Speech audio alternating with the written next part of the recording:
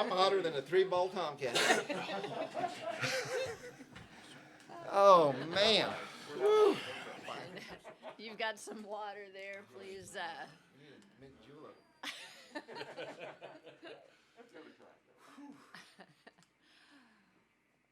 Come on, she did all the running.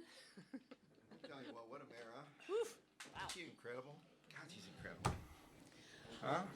All right, we are set to go with our first Breeders' Cup race of the day, the Filly and Mare Sprint, and congratulations, Michael Lund Peterson, Bob Baffert, Gamine, a track record-setting performance. Wow.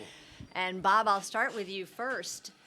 Inside of Serengeti Empress, and both wanted the lead.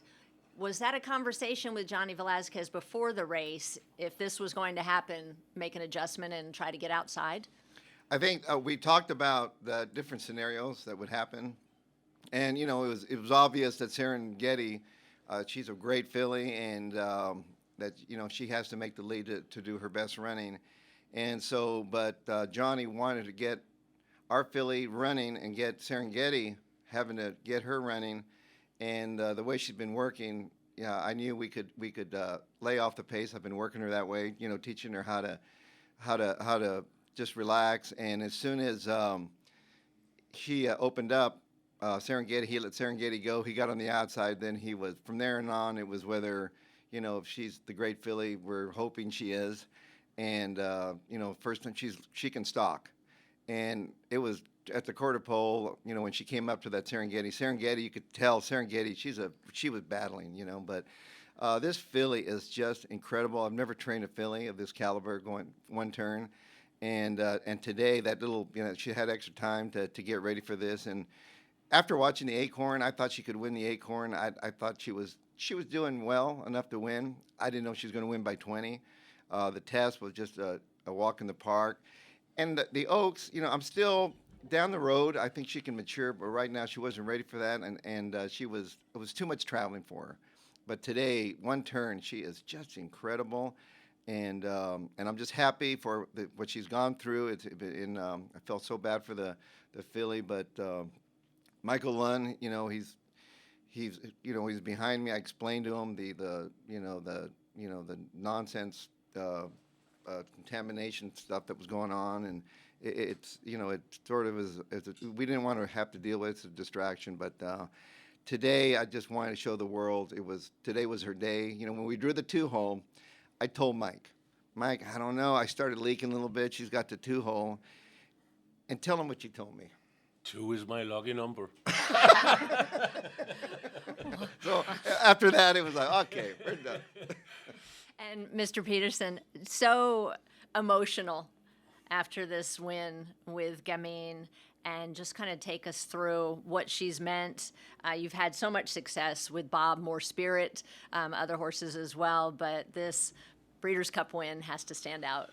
No, not only does it stand out, but it's the first time I ever brought my whole family and we won a race. So I guess that's why I got so emotional, not only winning the Breeders' Cup, but just having all of us here was a great, great experience.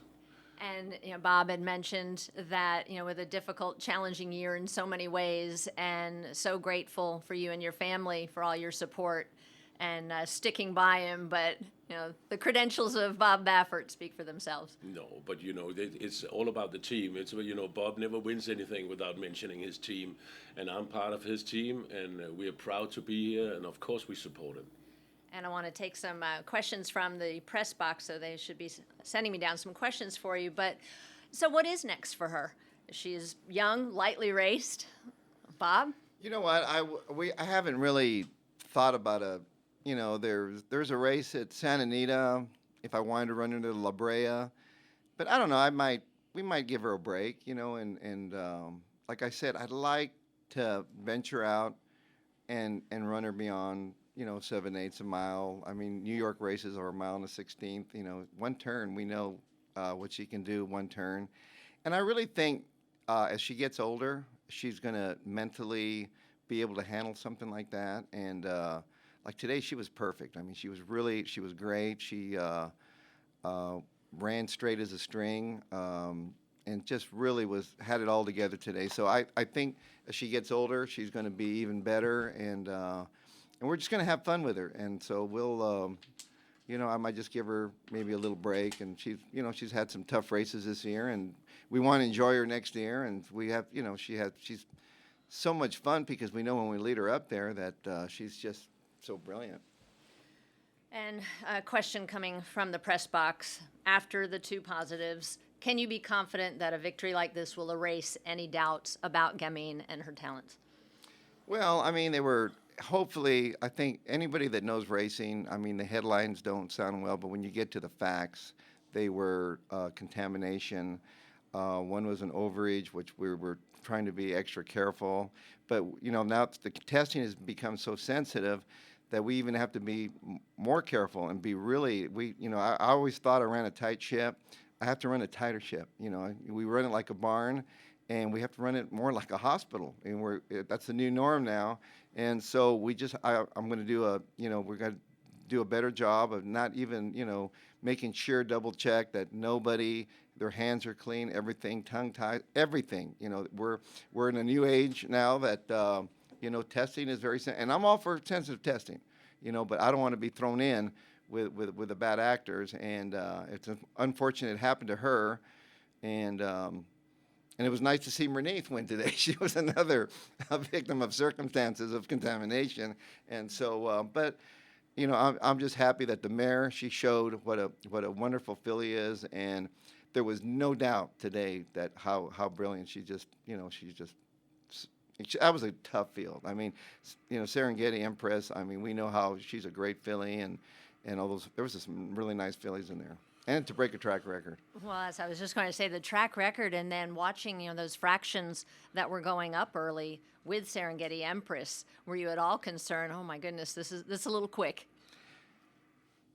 You know what? I was talking to Michael during the race, and I was explaining to him we're in good shape. When once Johnny made Serengeti, we put the medal on. We're gonna make her run. He got her running. He got Serengeti, running, and then when he tipped out to the outside, that's when I told him, this is perfect. If she's the horse we think she is, she can do it. And not only did she do it, but she showed us more. I mean, just like when she won the Acorn, I thought, I was leaking a little bit. I said, I don't like the one hole, and he told me, Bob, last time you told me you don't like the inside, we won by 20. So I don't want to hear that nonsense. And also, Mr. Peterson, I was listening to your post-race, their interview, and you said, normally you get very nervous, but for some reason, you weren't nervous today on the biggest stage. I was nervous, but not the way I'm nervous the whole day. From when I wake up, and today I just had a good feeling. I can't tell you why, but I had a good feeling, especially when he tells me that we have the same horses we had in New York. That gives you a lot of confidence.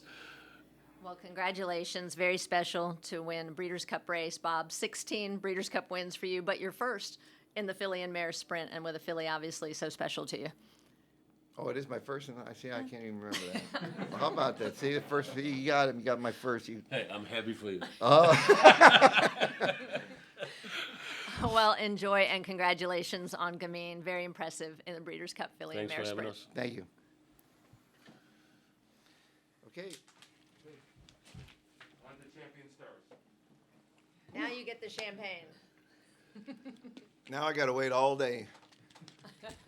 I got to wait all day long. Well, your day's been pretty Well, I good know so one thing. far. They're all been training like her, so I feel good. All right, congratulations, Bob.